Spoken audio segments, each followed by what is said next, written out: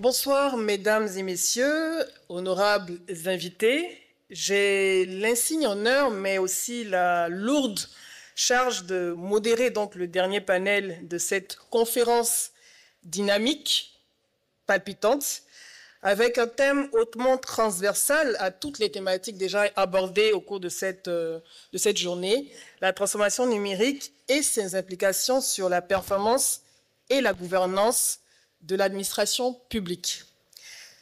La transformation numérique ne relève plus de la projection, mais de...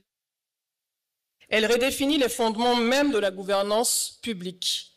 Qualité du service, transparence, également performance, proximité avec le citoyen.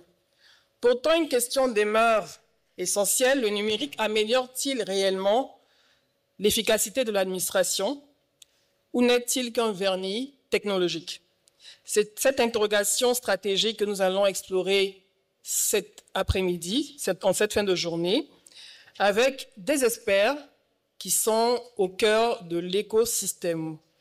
Donc, pour approfondir cette réflexion et mieux cerner les réalités du terrain, je vais à présent me tourner vers mes panélistes, chacun porteur et porteuse d'une expérience unique autour de cette transformation numérique dans l'administration publique.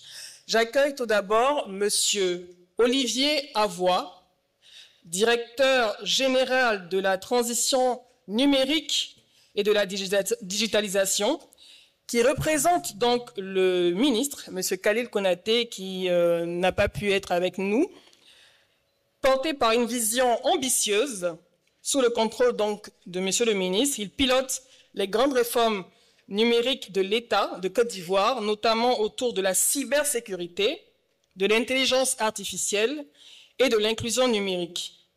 Notre ministère de la Transition numérique est également l'un des artisans du futur déploiement de la 5G dans le pays. On va l'applaudir, M. Olivier Avoy.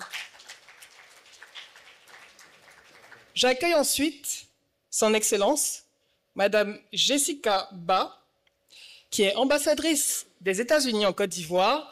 Elle est engagée pour le renforcement des partenariats stratégiques entre les deux nations. Elle soutient de nombreux projets dans l'éducation, l'innovation et la gouvernance numérique. Elle s'intéresse particulièrement à l'impact des technologies sur la transparence et l'efficience des services publics. On va également l'ovationner. J'accueille ensuite Madame Fatim Kouadio, elle est la directrice générale de IHS Towers Côte d'Ivoire, acteur majeur des infrastructures télécom, experte en intelligence artificielle et diplômée de la prestigieuse Yale School of Management. Elle est également la première femme ivoirienne formée en IA. Elle œuvre activement pour une connectivité inclusive et pour le renforcement de l'écosystème en Côte d'Ivoire. Et enfin, on va l'applaudir également. Et enfin, j'accueille, et non des moindres, Monsieur Denis Charles Kwasi, qui est directeur général de la CNPS depuis 2012. Sous sa direction, l'institution a connu une transformation remarquable, atteignant un excédent historique de plus de 225 milliards de francs CFA et obtenant la première notation financière AAA pour un organisme de prévoyance sociale en Afrique de l'Ouest. Il a fait également de la digitalisation un levier clé de la performance. Je vous demande également de l'applaudir. Merci à vous.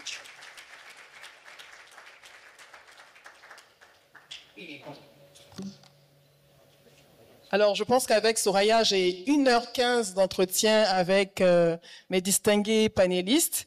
On va tout de suite démarrer avec le représentant de Monsieur le ministre. OK.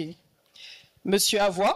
Donc, je pense que vous avez certainement lu, en tout cas entendu et lu le rapport Risque Pays Côte d'Ivoire qui a été présenté et mentionné donc ce matin. Et dans ce rapport, il y a une partie qui est également dédiée au numérique. Et il est mentionné que la Côte d'Ivoire dispose d'un écosystème assez mature pour le développement d'initiatives numériques et que cette maturité est visible à travers plusieurs facteurs. Au regard de votre expérience donc, au sein du ministère de la Transition numérique, est-ce que vous pouvez nous dresser le tableau de ces 5 dernières années en matière d'initiatives au sein de votre ministère pour l'amélioration du secteur du numérique et surtout son impact dans la transformation du secteur public, de l'administration? Ok, merci Edith, merci à Bloomfield Intelligence, merci à l'Assemblée d'être resté jusqu'à une heure si active. Avant tout propos, je voudrais vous exprimer les regrets de Monsieur le ministre de la Transition numérique et de la digitalisation, Monsieur Khalil Konaté, qui avait mis un point d'honneur à être présent à cette grande cérémonie, à ce grand événement, à ce panel, mais pour des contingences d'agenda de dernière minute, n'a pu honorer cet engagement-là. Il m'a donc dépêché de le remplacer à ce panel. Lourde responsabilité, vous imaginez, et je n'ai pas la prétention d'être à la hauteur de ce qu'il aurait pu être, mais je m'efforcerai dans ma position donc d'essayer donc d'apporter des éléments de réponse à ce qui se fait donc chez nous au ministère de la transition numérique au service donc des populations, des entreprises et de l'administration. Alors, il faut dire que depuis une quinzaine d'années, la Côte d'Ivoire est engagée dans une dynamique de transformation structurelle de son économie avec une forte empreinte du numérique. Et on observe dans les différents plans nationaux de développement, les PND, de la période, donc une forte présence du numérique comme un accélérateur de la croissance, du développement et du bien-être des populations. Le 18 novembre 2023, au cours donc du premier Conseil des ministres du gouvernement actuel, le président de la République a encore réaffirmé sa volonté et sa vision de voir le numérique impacter significativement tous les secteurs de l'économie. Et je voudrais prendre 30 secondes pour citer le ministre, pour planter les décors, pour que chaque acteur comprenne la teneur et l'ampleur de l'engagement du gouvernement. Je cite donc le président. Nous devons accélérer le développement de l'économie numérique en tant que secteur transversal d'impulsion de la dynamique économique et de création d'emplois. Ainsi, des efforts importants devront être faits pour accélérer la transformation digitale de l'économie ivoirienne. Fin de citation.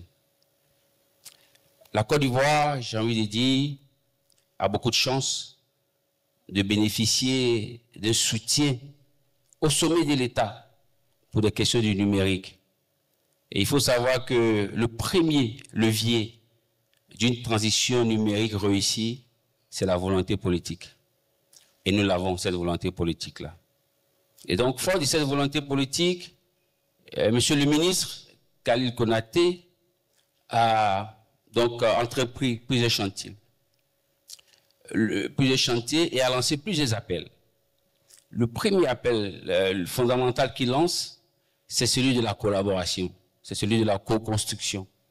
Il faut dire que les questions du numérique sont des questions généralement transversales qui impliquent plusieurs acteurs. Et la collaboration est un levier important dans la réussite donc, de tout projet du numérique. Alors, la collaboration se fait à plusieurs niveaux. D'abord au niveau de l'État. Au niveau de l'État, vous savez, dans le passé, chaque secteur avait ses propres projets, ce qui est bien.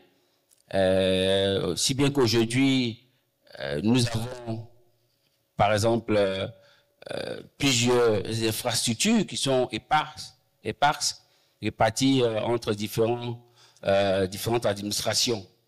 Vous voyez, il y a donc des déperditions énormes, il y a un manque de cohérence et de mutualisation.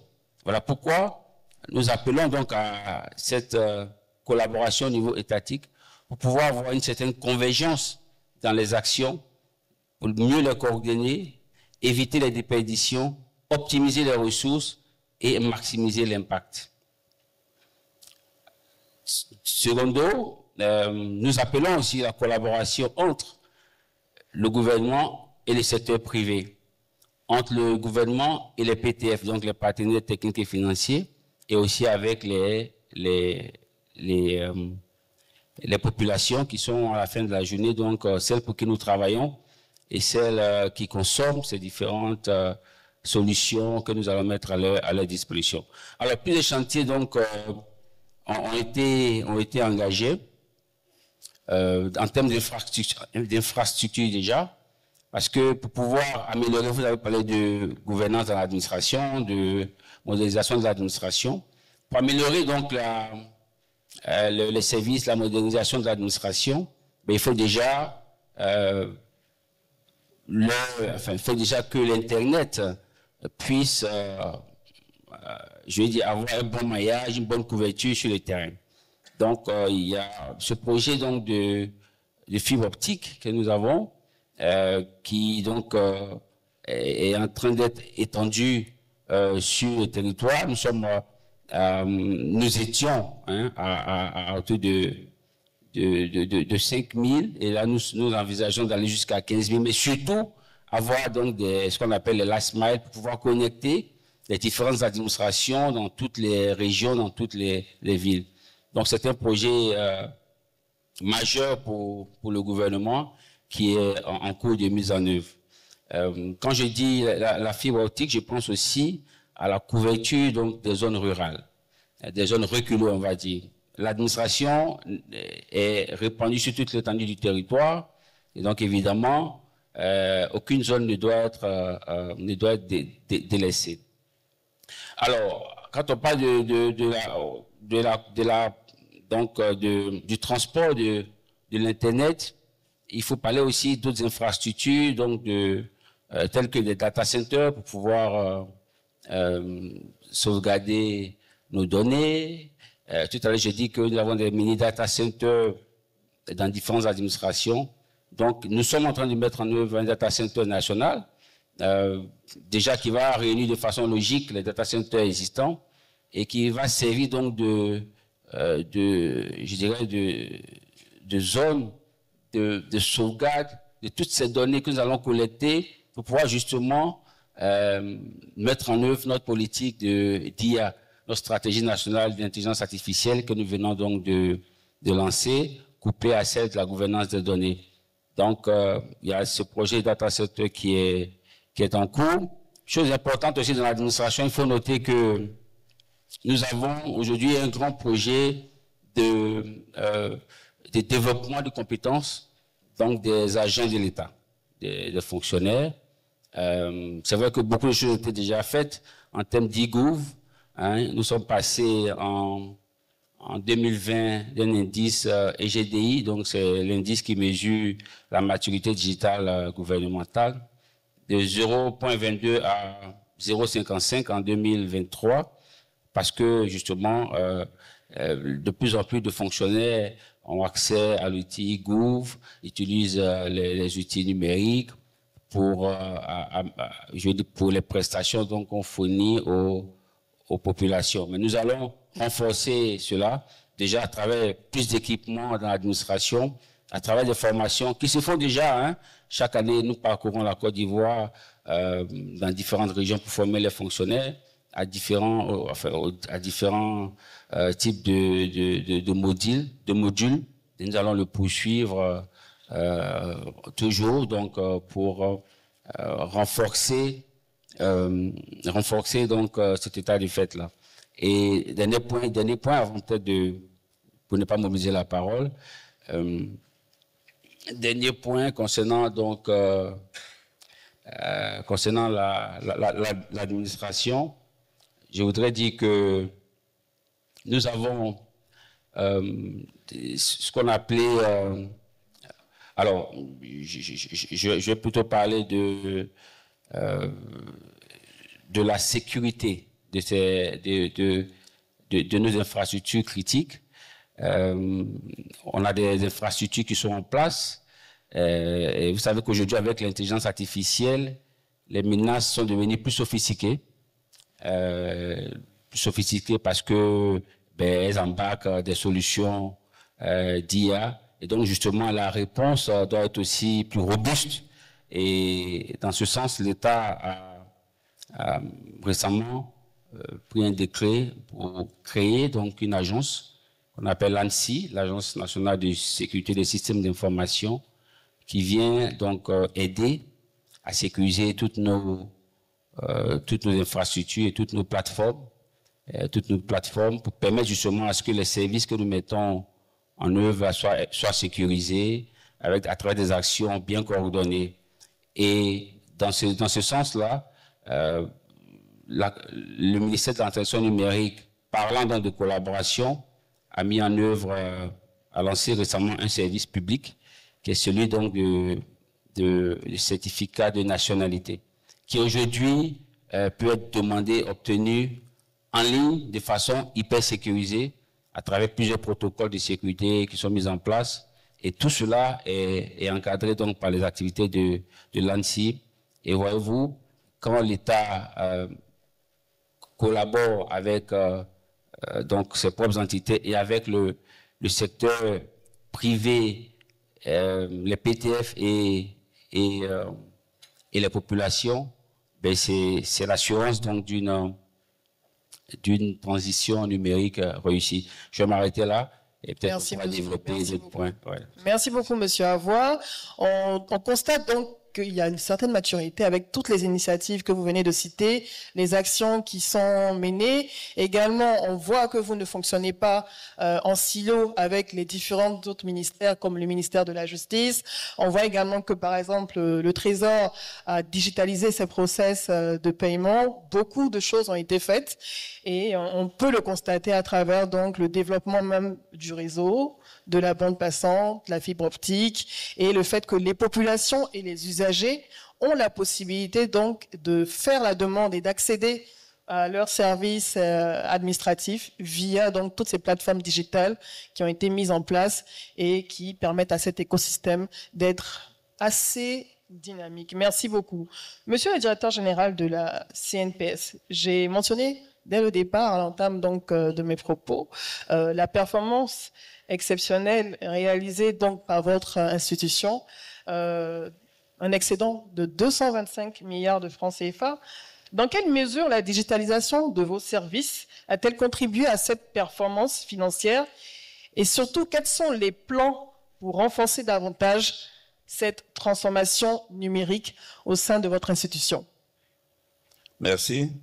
Je suis très heureux de participer à ce panel parce que ça, en dehors des questions de performance, ce qui est évoqué ici, ça induit d'énormes changements et qui peuvent avoir des impacts même sur le développement économique et social. Donc, je vais aborder les deux aspects. L'aspect performance, mais l'aspect aussi d'induction des modèles économiques et des modèles de développement. Alors, si vous prenez l'évolution de la CNPS, vous savez que c'est une institution qui travaille sur les données. Alors, nous sommes passés à 3 stades. Le premier stade, c'était que nous recevons ces données-là sous forme de papier, un extrait de naissance, un bulletin de salaire, qui nous est envoyé par l'entreprise ou par les travailleurs. Et nous avons, au tout départ même, c'était ce qu'on appelait des poules de saisie, pour saisir toutes ces informations. Et avec le temps que ça prend, le nombre de personnes qu'il faut pour démultiplier, mais aussi le taux d'erreur parce que cette ressaisie-là peut comporter des erreurs. Donc, ça, c'était la première phase. Et la deuxième phase, ça a été de ne plus avoir à saisir ces documents grâce au numérique. Donc, nous recevons ces documents de manière électronique de la part des travailleurs ou de la part de l'entreprise, c'est-à-dire depuis l'immatriculation jusqu'au paiement des cotisations et au paiement des prestations. Tout est dans un système automatique où on n'a pas à saisir des documents. Donc, les délais sont accélérés, plusieurs opérations sont faites en même temps et il y a moins d'erreurs. Le troisième stade, c'est véritablement l'intelligence artificielle. Alors donc, à chaque stade, quand vous avez des agents qui étaient dévolus à une activité, quand cette activité est supprimée, c'est autant de personnes dont vous n'avez plus besoin dans votre entreprise. Et donc, il faut les affecter à une autre activité qui est, comme je disais, après les saisies, c'était tout est numérisé. Et donc, il faisait plus des réponses à des réclamations et non plus de saisie d'informations. Donc, il mettait l'accent sur la qualité de tout ce que nous avons reçu. Et le troisième niveau, c'est avec l'intelligence artificielle, où même les réclamations, les réponses aux réclamations seront faites par des éléments générés, où vous pouvez poser la question si j'ai travaillé tel nombre d'années, si j'ai eu tel nombre de salaires, ainsi de suite, quelle est la retraite que j'aurai demain. Donc, vous voyez, tout ce processus-là fait que non seulement vous utilisez moins de moyens humains, mais aussi vous avez en efficacité, vous avez en performance, vous avez en transparence et vous avez en traçabilité. Donc ça, c'est tout l'aspect performance. Pour vous donner une idée, en 1990, on était 2000 agents pour un chiffre d'affaires de 25 milliards de francs CFA. Aujourd'hui, nous sommes 1500 agents pour un chiffre d'affaires de 500 milliards. Donc vous voyez que, et en plus, quand on était à 25 milliards de chiffre d'affaires pour 2000 agents, on menait une seule activité qui était la sécurité sociale du secteur privé, des travailleurs privés. Ils sont à 1 million aujourd'hui. Depuis que nous avons étendu la sécurité sociale au secteur informel, nous avons enregistré 1 million de personnes encore, mais l'effectif n'a pas évolué. Et d'ailleurs, nous avons pu le faire, nous n'aurons pas pu le faire sans le numérique. Parce que ils sont tellement nombreux que si on devait rester au stade empirique, on n'aurait jamais pu faire en 3 ans et 1 million de personnes non immatriculées. Et aujourd'hui, tous les paiements sont utilisés par toutes ces voies numériques. Donc, côté performance, il n'y a rien à dire.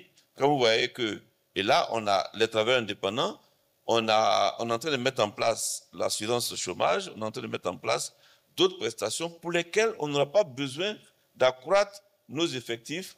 Et donc, vraiment, côté performance, c'est très pratique, c'est palpable. Maintenant, le modèle économique et social, ça peut représenter un danger.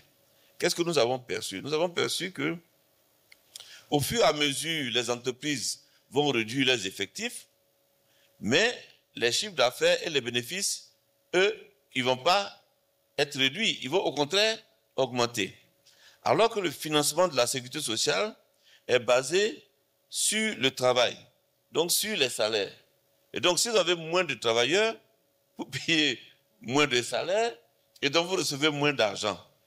Et donc, si on se projette sur le long terme, vous allez voir qu'à un moment donné, le système va faire faillite, puisqu'il n'y aura pas suffisamment de choses. Donc, selon les pays, il faut trouver d'autres sources de financement. Certains peuvent décider de taxer l'alcool, de taxer les plus riches, de taxer plutôt des chiffres d'affaires. Mais nous, à la CNPS, on a vu ça très tôt et nous avons décidé de trouver la nouvelle source de financement dans les produits de nos placements.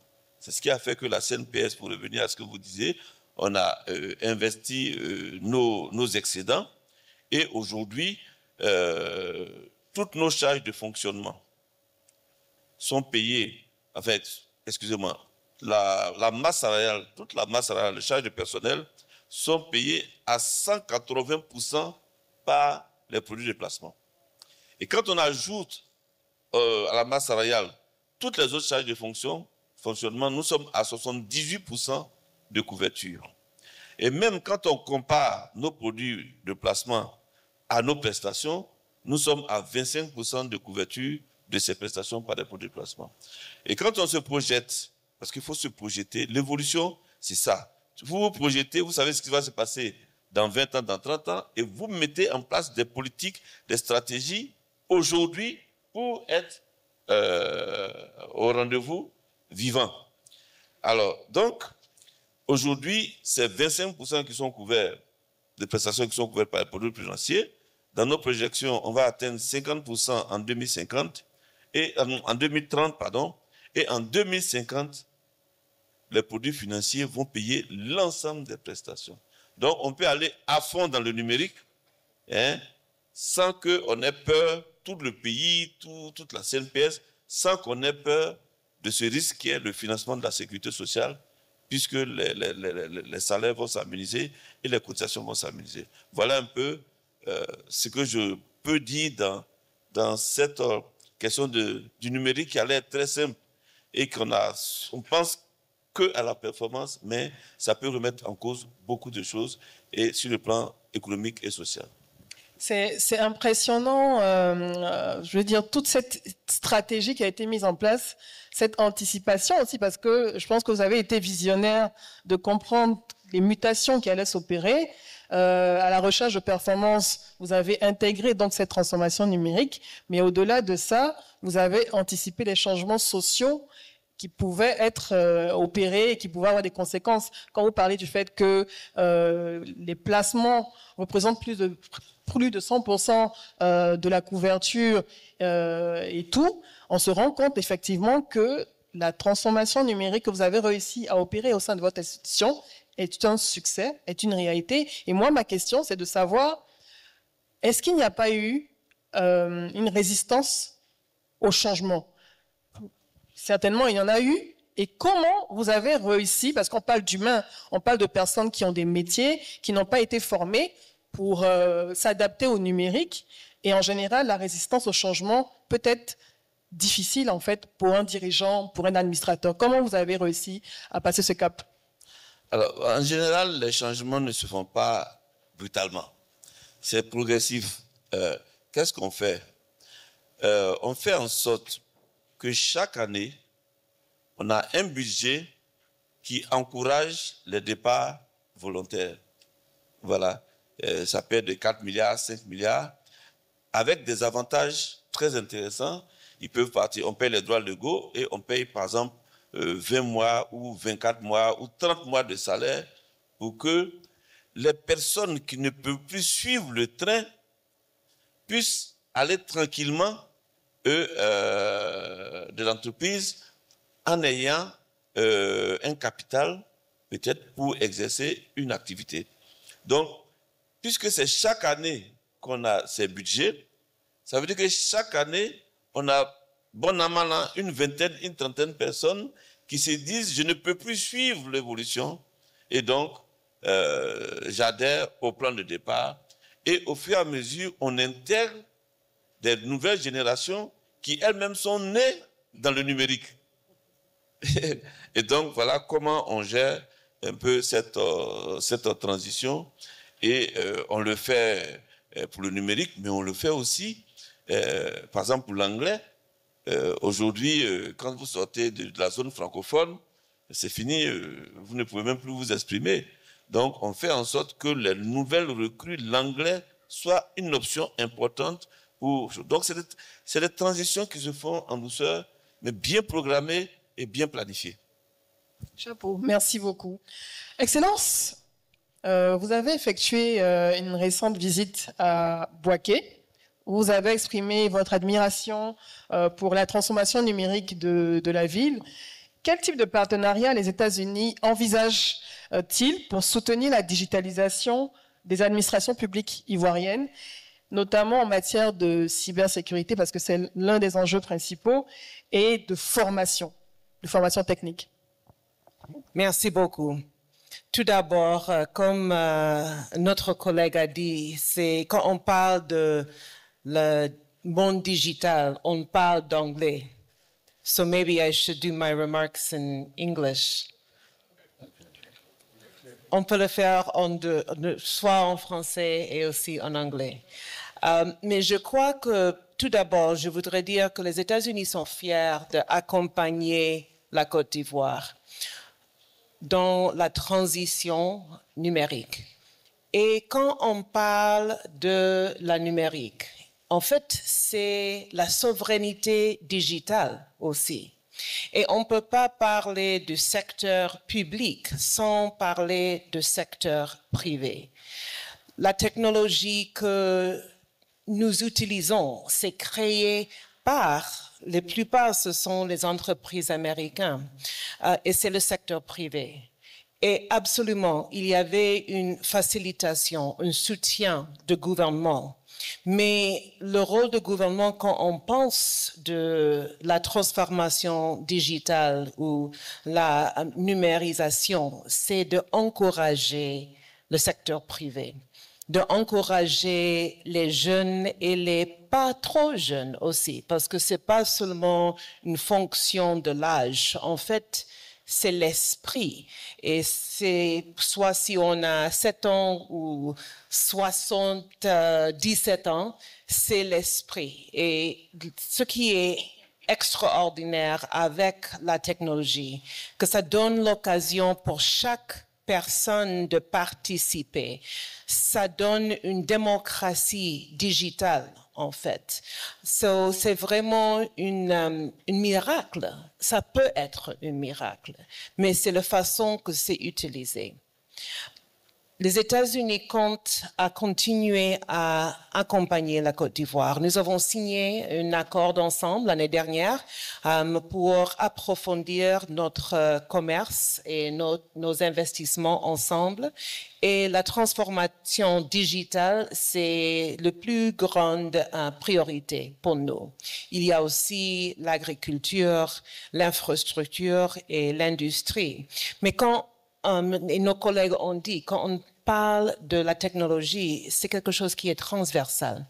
Donc, nous avons plusieurs projets pour faciliter les échanges entre le secteur public et le secteur privé, d'accompagner la Côte d'Ivoire dans sa vision de devenir le hub pour la transformation digitale dans le domaine de la cybersécurité, comme vous avez dit, mais c'est dans chaque domaine aussi.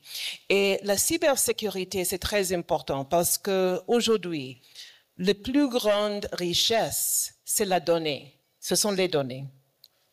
On parle de la richesse de la Côte d'Ivoire. Il y a beaucoup de richesses de la Côte d'Ivoire. On a le cacao, on a l'or, on a beaucoup. Mais de plus en plus, ça sera les données qui seront même plus rentables, importantes de tous les autres secteurs.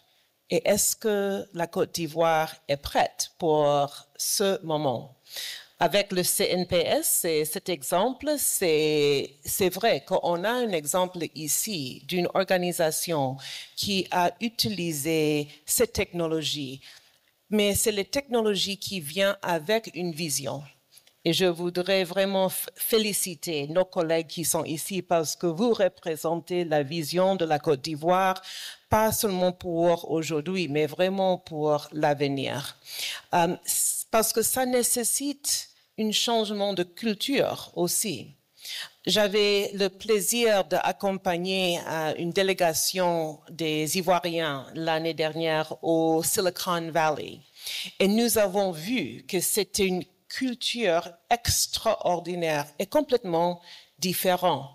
Il n'y a pas beaucoup de protocoles. Tout le monde est là dans leur short et dans le flip-flop.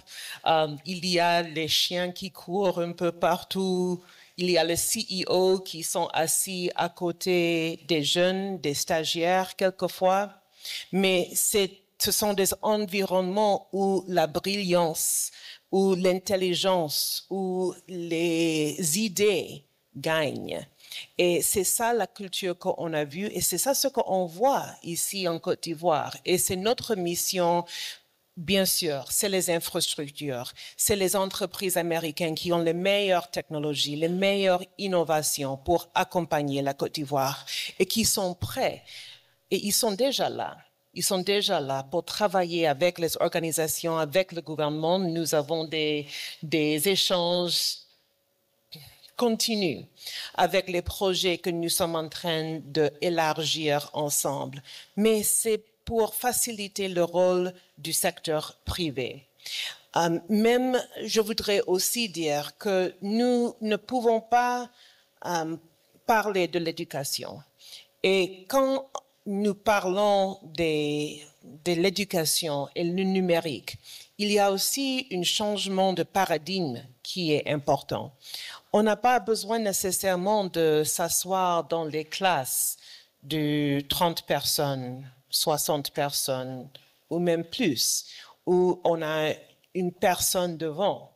On peut avoir une efficacité complètement différente, mais ça nécessite un changement complètement d'approche de l'éducation. Nous avons eu des collègues qui ont parlé des questions de la formation professionnelle. Quand on parle de cette formation, quelquefois on pense de l'électricien, les autres, mais c'est aussi les experts dans la numérisation, les experts dans le monde digital qui est vraiment la capitale humaine que la Côte d'Ivoire et les États-Unis, que nous avons tous besoin pour cet avenir. Et comment est-ce qu'on va construire et vraiment faciliter ce type d'éducation? Nous sommes fiers parce que les États-Unis, à travers the Millennium Challenge Corporation, nous sommes en train de construire des infrastructures. Notre ministre qui était là cet après-midi a parlé de la création des routes. Nous sommes fiers parce que nous avons aussi créé le système où on a éduqué des experts dans la technologie routière, les dernières technologies routières. Et maintenant, la Côte d'Ivoire a un cadre des experts sur cela. Les hommes et les femmes qui sont des spécialistes de cela. Nous sommes en train aussi, à travers de MCC, de construire des écoles, des instituts de formation, des écoles secondaires de proximité. Dans chaque école, il y a une grande salle équipée complètement avec les ordinateurs. Même demain, il y a un camp de technologie qui va lancer ici à Abidjan et dans les autres villes pour former les centaines de jeunes Ivoiriens pendant les vacances de Pâques dans le AI, dans le Internet of Things et d'encourager cette nouvelle génération. Quand on pense de l'innovation, il faut être avec une ouverture et une créativité et avec une vision. Et les États-Unis sont fiers d'accompagner la Côte d'Ivoire pour élaborer cette vision ensemble.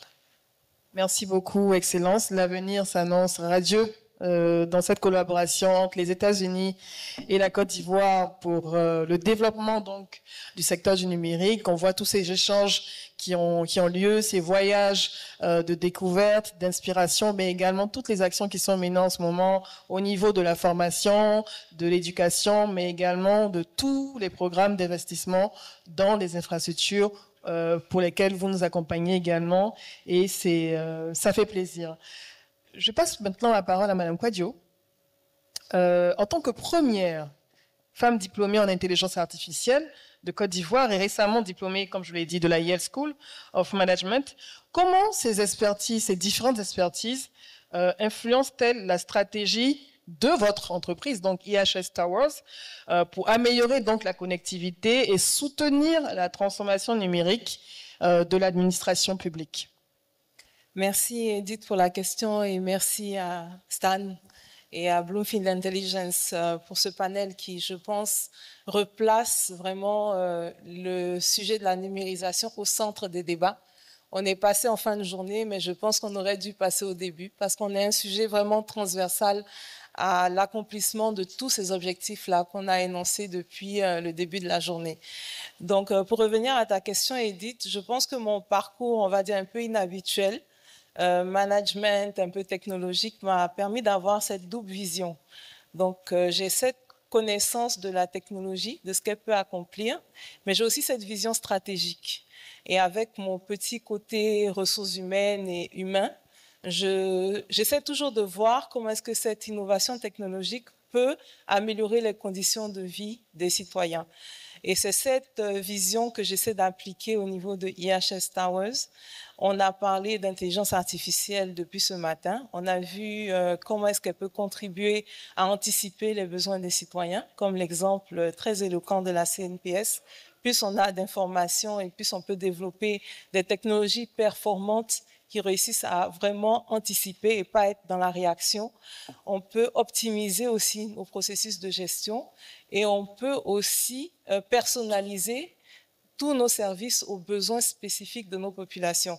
Mais pour pouvoir avoir tous ces bénéfices, il faut se reposer sur une donnée, pas n'importe quelle donnée, parce qu'on a parlé de données, mais si la donnée n'est pas de qualité, si la donnée est biaisée, les politiques qu'on va mettre en place ne vont pas refléter le besoin du citoyen lambda.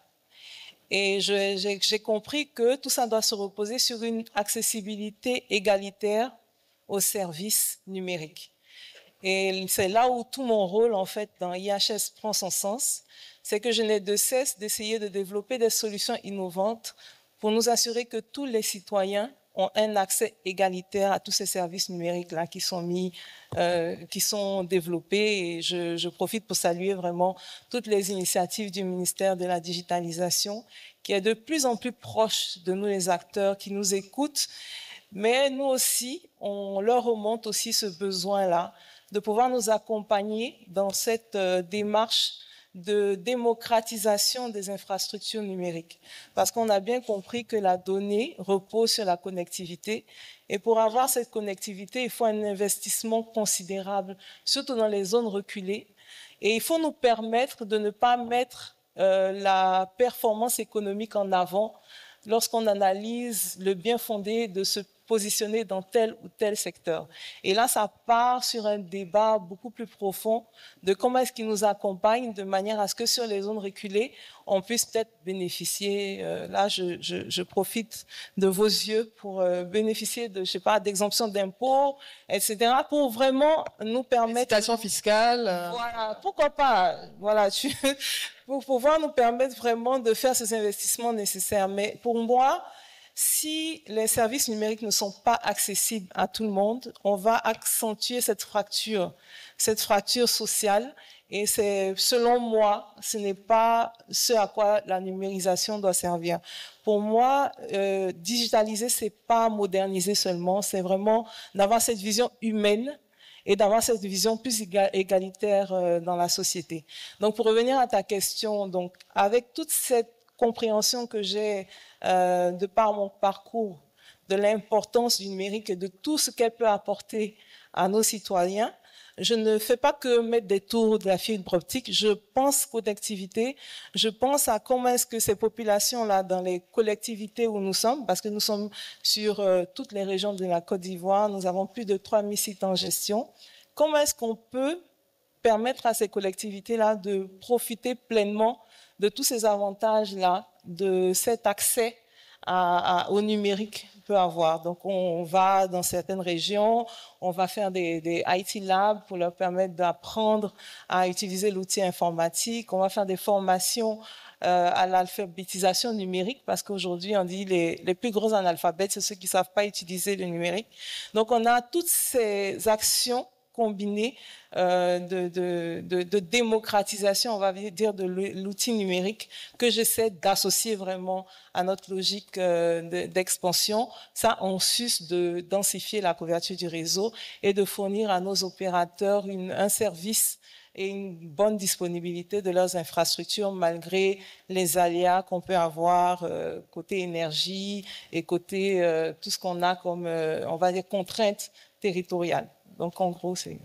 Est-ce que pour une partie du public qui est présent ici, tu pourrais présenter IHS Towers, ce que IHS Towers fait donc un peu partout en Côte d'Ivoire, dans les différentes localités, et tu as parlé de collectivité. Je prends au mot donc l'intervention du député maire Assalé Timoko qui parlait d'actions locales qui touchent directement les populations, qui ont un impact également sur les populations. Est-ce que tu as des actions donc avec IHS Towers qui sont menées donc pour permettre un peu plus de connectivité ou par exemple de projets qui permettent de renforcer les capacités de ces collectivités pour vraiment les accompagner dans la performance parce que ce sont des administrations publiques. IHS donc est présent en Côte d'Ivoire depuis 2013.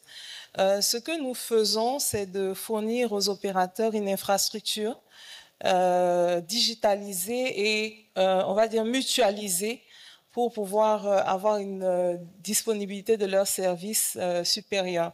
On s'est rendu compte que par le passé, chaque opérateur avait à déployer sa propre infrastructure avec tous les impacts qu'ils ont. On a parlé de ESG, à l'impact environnemental, d'avoir toutes ces duplications, on va dire, d'infrastructures. Donc, nous, ce qu'on propose, c'est vraiment de mutualiser ces infrastructures-là pour pouvoir avoir un impact minime sur l'environnement.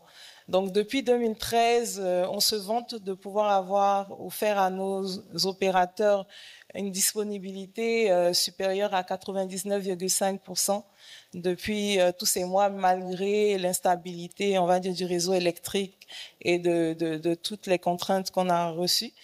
Mais en termes d'initiatives concrètes auprès des collectivités, c'est que nous avons 5 bureaux régionaux aujourd'hui et chaque site intervient avec des bailleurs qui appartiennent à certaines communautés.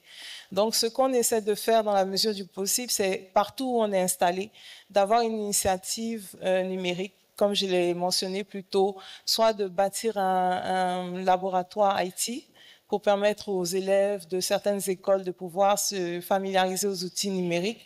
On a aussi des partenariats forts avec ces communautés-là pour pouvoir parler du digital, pouvoir leur apprendre ce que le digital peut faire. On a aussi des partenariats forts avec des instances du gouvernement, notamment, je pense, quelque chose auquel tu es sensible, Edith, le Web Art, où on essaie de promouvoir l'innovation et la créativité des élèves en utilisant les outils numériques. Et nous, à chaque année, on offre un IT Lab à l'école gagnante. On a plus de 400 étudiants qui sont passés dans ces formations-là. Donc, on a un certain nombre d'initiatives parce on croit fermement que on peut mieux faire. On peut numériser, on peut fournir des infrastructures, mais en respectant les objectifs de développement durable, c'est-à-dire en utilisant des énergies vertes là où c'est possible. On a un service innovation qui est très, très actif dans découvrir, voir comment est-ce qu'on peut fournir ce service-là de la manière la plus écologique possible.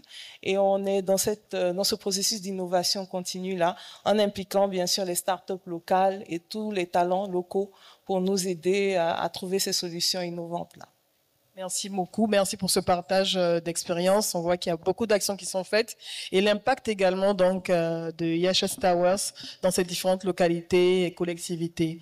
Je vois que j'ai 11 minutes, je passe sous le contrôle de Soraya. OK. Donc en 11 minutes, je vais poser certainement la dernière question et puis je pense que mes panélistes vont en profiter pour donner leur mot de fin pour qu'on puisse passer, Stan. OK, les questions également dans le public. Donc, Monsieur Kwasi, avec ces performances qui font rêver, est-ce que malgré tout ça, vous avez encore des défis en termes de performance dans votre processus de transformation numérique? Je crois que le véritable défi, il est même pour l'Afrique, qui a un retard d'industrialisation. Vous voyez, aujourd'hui, on dit qu'on est le premier producteur de cacao. Le micro. Le premier producteur de cacao, mais le meilleur chocolat ne vient pas de Côte d'Ivoire. Aujourd'hui, parce que ça demande une expertise, mais si aujourd'hui, vous pouvez acheter une usine clé en main, grâce à la robotique, à tout ce qui est numérisation, il suffit d'avoir des finances pour cela. Vous n'avez pas à former, à attendre de dire que vous n'avez pas de personnes formées, puisque les robots travaillent mieux même que les êtres humains. Et donc, nous avons la possibilité de faire ce pas-là pour atterrir dans l'industrialisation et être au même niveau que des pays développés. Ça, c'est la première chose. Mais par contre, comme je dis, si vous avez une usine qui est robotisée, et donc ça veut dire que vous n'avez pas suffisamment d'effectifs, vous n'avez pas suffisamment d'emplois, il faut que l'humanité même commence à créer ce que moi j'appelle un revenu minimum d'existence. Parce qu'avec la robotisation, avec la robotique et le numérique, avec l'intelligence artificielle, il va y avoir de moins en moins d'emplois disponibles.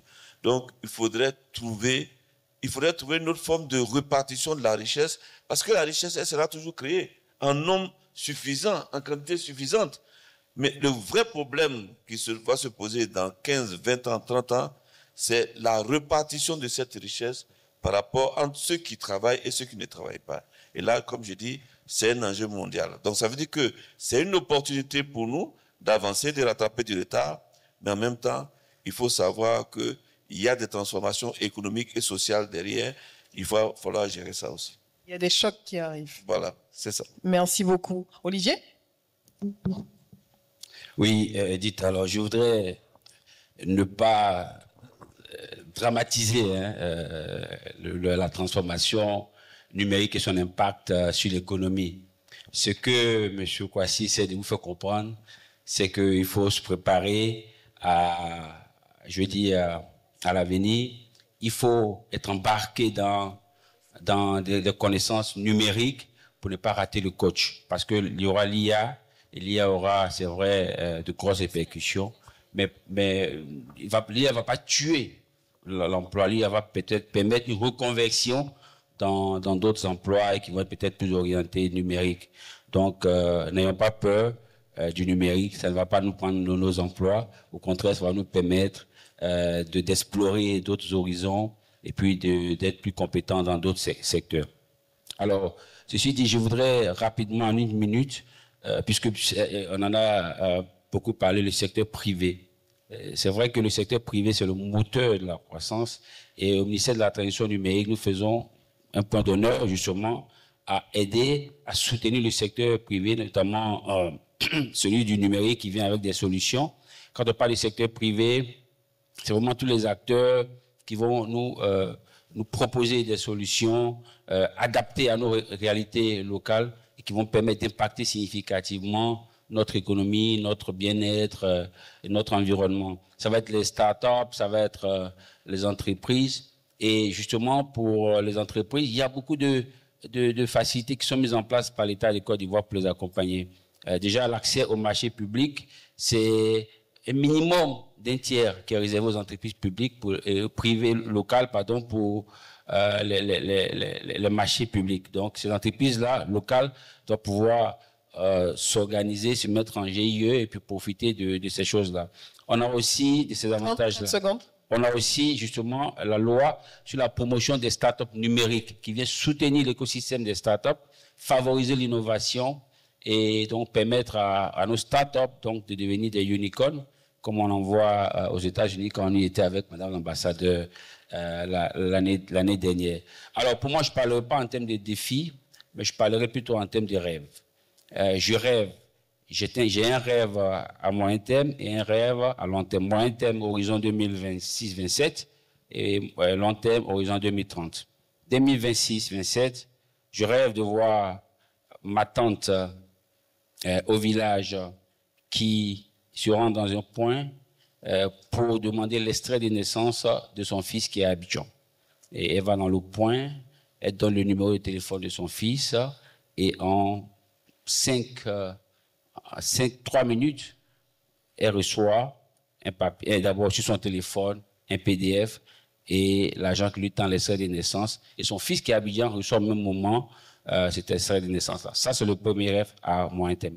L'autre, à long terme, horizon 2030, c'est de voir mon neveu qui veut passer un concours de l'administration, qui donne son numéro EID identifiant unique, et c'est tout.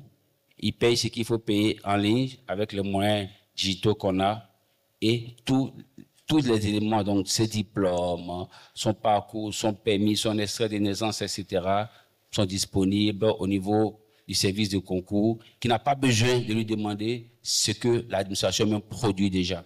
Tout ça est disponible. Il faut juste de l'interopérabilité dans nos systèmes. L'État y travaille. Il faut digitaliser les services publics à fort impact économique et social. L'État y travaille. Je vous ai donné l'exemple tout à l'heure du certificat de nationalité sécurisé. On va le faire bientôt pour les casiers judiciaires, pour l'extrait des naissances. Donc vraiment, c'est une panoplie d'actions qui sont mises en œuvre par le ministère, par le gouvernement, pour faciliter la vie aux citoyens, pour sécuriser nos données, sécuriser nos infrastructures et permettre donc à la Côte d'Ivoire de gagner jusqu'à 7 points de PIB, parce que justement, quand le numérique est introduit de façon transversale dans toute l'économie, c'est 7 points de PIB en plus pour le pays. Je vous remercie. Optimisme, merci beaucoup. Excellence, pour votre mot de fin. Il nous reste 4 minutes. Avec mon ami ici qui a parlé des rêves, peut-être de continuer avec les rêves. Mais les rêves on a de progrès concrets pour les voir, en fait. Les rêves peut-être d'aujourd'hui, ce qu'on voit déjà ici, que la Côte d'Ivoire continue de devenir un hub pour l'innovation, pour la technologie. J'ai mentionné que demain matin, nous allons lancer avec un partenaire de secteur privé, une entreprise américaine, Digi Empower. Et donc, je crois même dans ce mot, c'est le mot de empower, de donner le pouvoir aux personnes qui savent comment utiliser la technologie. Et c'est pas seulement de utiliser, c'est de créer aussi, c'est l'innovation. Ce sont les idées typiquement et qui sont ivoiriens pour la Côte d'Ivoire. Et les États-Unis sont prêts pour accompagner cela parce que c'est l'infrastructure, c'est la technologie à la base qui peut être, et les meilleures technologies américaines qu'on peut utiliser pour créer cet avenir d'aujourd'hui. La dernière chose que je voudrais insister, c'est que absolument, il ne faut pas avoir peur, mais il faut aussi être prudent parce que nous sommes en train d'aller dans un monde qui sera différent. Les règles sont différentes et ça veut dire de notre rôle comme leader dans le secteur public et aussi dans le secteur privé, nous avons besoin d'être proactifs, de créer pas seulement les innovations, pas seulement les technologies, mais aussi les politiques qui peuvent être dynamiques pour ce monde dynamique. La plupart du temps, les gouvernements sont un pas derrière, mais avec la vitesse des actions aujourd'hui, avec les vitesses de décision qu'on peut faire, avec le pouvoir numérique, nous devons penser d'une manière différente. Et je crois que nous sommes prêts, mais nous avons besoin d'oser et de penser au rôle de l'être humain aussi pour gérer ces technologies. Merci beaucoup, Excellence. Il faut oser repenser le rôle de l'humain au cœur de ces technologies. Tu as le dernier mot. En 1 minute. Merci, Edith. Je vais faire rapidement. Je pense qu'en 2018, tu as été une des premières personnes à me donner la parole quand je parlais d'intelligence artificielle. Ça nous semblait assez lointain. On pensait qu'on avait encore 10 années devant nous avant de commencer à avoir les impacts sur la société. Je pense qu'on était même un peu optimiste en disant 10 ans. Et là, on est en 2025 et on voit que tout le monde parle d'intelligence artificielle. Donc, on réalise qu'on n'a pas autant de temps qu'on pense en avoir, vu la rapidité des progrès technologiques. Donc, c'est bien de rêver, mais je pense qu'il faut passer à l'action. Merci. Merci beaucoup. Je vous demande de l'applaudir, de les applaudir. Merci pour ces échanges riches, vifs, concrets, pragmatiques et qui nous permettent de voir l'existant, de voir ce qui a été fait et de se projeter dans le futur. Je crois que j'ai 2 questions, c'est ça? OK. Ah, 3. Bon, vous avez déjà intervenu tout à l'heure. Je vais donner la chance quand même au monsieur juste là de prendre la parole. Merci. Bonjour à tous. Mon nom est Sergei Ouattara. Je suis expert en transformation digitale. Ma question s'adresse au directeur général de la CNPS. Pour avoir travaillé sur des programmes de transformation digitale qui sont à la fois privés, mais également publics, en Europe par exemple, que ce soit l'identification transfrontalière ou alors la modernisation en fait des systèmes d'information, on a un certain nombre d'avantages, notamment point de vue réglementaire, où on a un cadre auquel l'ensemble des administrations se conforment, mais d'autre part également une certaine homogénéité des systèmes d'information qui leur permettent justement une interopérabilité. Et ici en Côte d'Ivoire, en Afrique d'une manière générale, ça fait partie des défis. Donc quand je vois le parcours, en tout cas que la CNPS a accompli, félicitations pour cela. Et je ne doute pas qu'il y ait aussi des défis en cette matière-là. Point de vue réglementaire, comment la CNPS communique avec d'autres administrations où on a un écart significatif en termes de maturité du système d'information, où on a peut-être la résistance. Comment est-ce que vous avez pu adresser justement ces défis-là dans votre parcours de digitalisation? Merci. C'est un problème très intéressant parce que tout à l'heure, mon voisin parlait des rêves. Moi, je veux rêver que tout l'état civil soit totalement numérisé pour que moi je puisse aller prendre les informations directement. J'aurais voulu que les revenus des travailleurs indépendants soient mémorisés quelque part et que ça vienne directement chez moi. Mais je pense que c'est, comme je disais, c'est un parcours. Il faut se donner le temps de la maturité. Mais par exemple, actuellement, on travaille avec les impôts sur des plateformes numériques qui permettront qu'on échange suffisamment d'informations. Parce qu'aujourd'hui, on parle d'étendre l'assiette fiscale. Mais la grande partie de l'assiette fiscale qui n'est pas connue par les impôts, c'est le secteur informel et travail indépendant pour lesquels nous sommes en train d'avoir les données. Et donc, ces données permettront à l'administration fiscale de pouvoir tout de suite élargir son assiette de façon spectaculaire au fur et à mesure que nous allons, là on est à 1 million de personnes, c'est 7 à 8 millions de personnes qui sont concernées. Donc je pense que d'ici 3 ou 4 ans, si on atteint 5 millions de personnes et que le fisc peut avoir les revenus de ces 5 millions de personnes, l'assiette fiscale va être assez importante.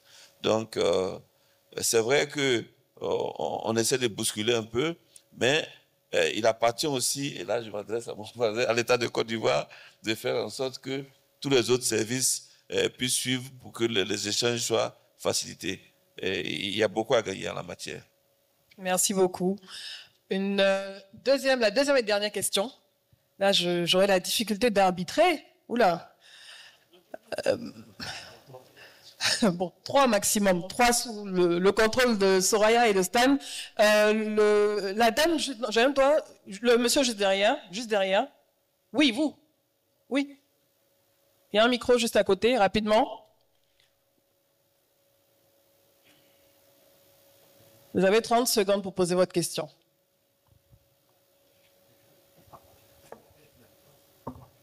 Bonsoir à tous, Jay Agba. Pouvez-vous lever? Oui. Ma question, c'est par rapport à l'IA. chez les professionnels de l'IA, on a deux définitions. Il y a l'IA de façon produit, il y a la façon produit de l'IA, et puis il y a l'IA en tant que, je vais dire, discipline. Donc, est-ce que le ministère du numérique, il adresse la problématique de l'IA pour la consommation ou en tant que discipline, pour l'appliquer donc dans les universités pour que les étudiants ils aient des filières où ils sont capables demain de devenir des chercheurs en IA, ce qu'on n'a pas présentement aujourd'hui. Et la deuxième Rapidement, oui. C'est aujourd'hui concrètement, on sait qu'on va utiliser l'IA, mais l'IA qu'on utilise provient des continents, l'Amérique, l'Europe, etc. Et on n'a pas la souveraineté donc des données et on utilise des modèles qui sont à la base biaisés, donc qui sont partis sur de l'interprétation américaine ou européenne.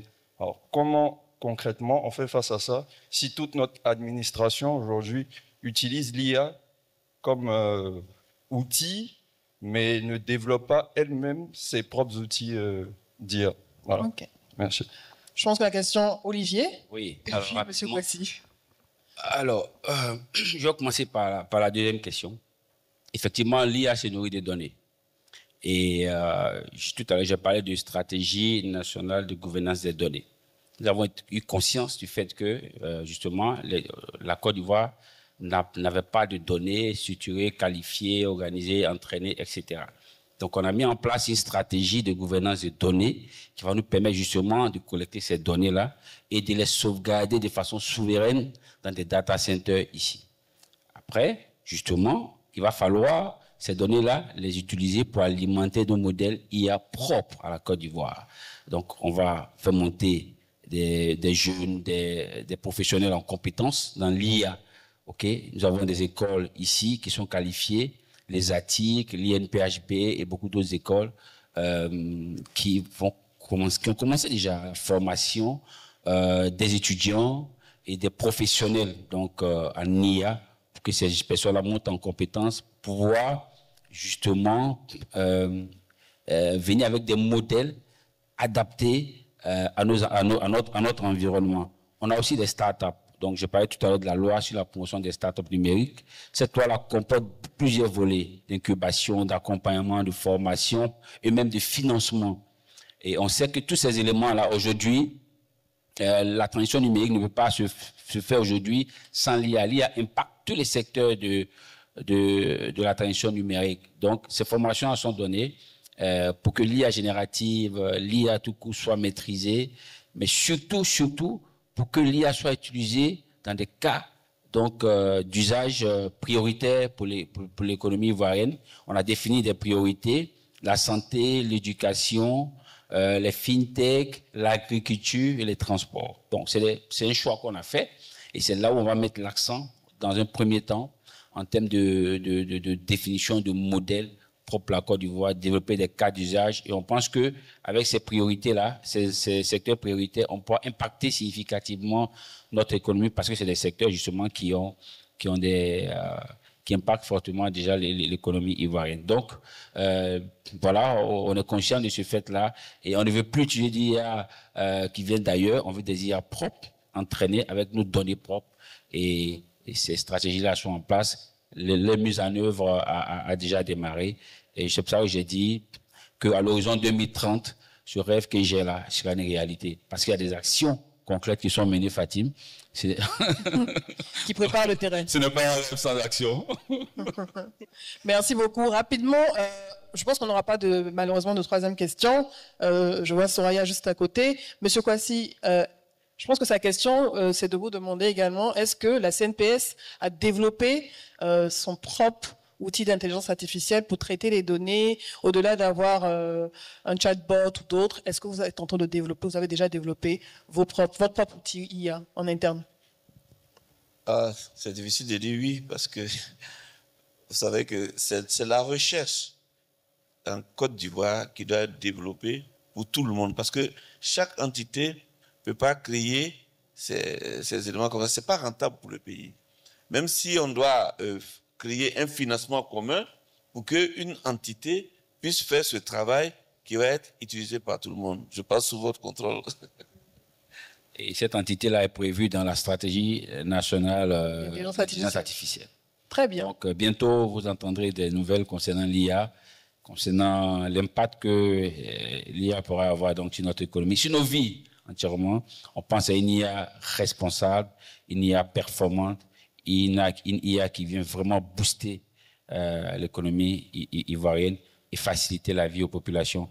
L'IA va être aussi au service de l'inclusion numérique dans les régions lointaines où nos mamans, j'ai parlé tout à l'heure de ma tante, ma grand-mère qui ne parle pas français, mais qui parle sa langue locale, qui parle agni, qui parle atié, etc. Il faut que l'IA puisse justement lui permettre de faire des transactions financières, l'IA lui permet de savoir la météo, de savoir combien ont coûté ses productions, même ce beignet qu'elle vend, etc., etc. Tout ça va participer donc au modèle que nos jeunes, que nous formons déjà, pourront mettre en œuvre, voilà, pour nous impacter, pour impacter notre société. Merci beaucoup. Tout ça développé avec le concours des chercheurs, des étudiants bien formés, avec des filières qui existent déjà pour certaines IA, et également les startups qui vont y contribuer, qui vont travailler sur les données propres, nos données locales, et vous proposer des outils à nos établissements publics nationaux, à nos institutions, au gouvernement et au secteur privé. Merci beaucoup. Merci d'avoir pris le temps d'écouter ce dernier panel et d'avoir également apporté votre contribution à tous ces échanges. Merci à mes différents panélistes pour cet échange de haut niveau sur la problématique de la performance à travers la transformation numérique. Merci beaucoup.